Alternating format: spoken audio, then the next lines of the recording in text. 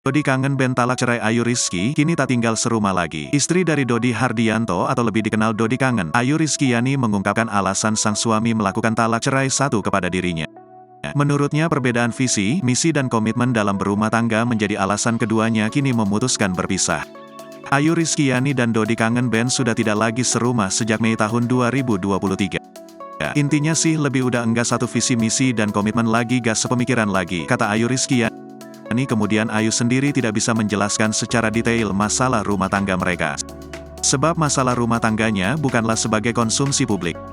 Namun Ayu mengatakan permasalahan rumah tangga mereka bisa ditanyakan langsung kepada Dodi.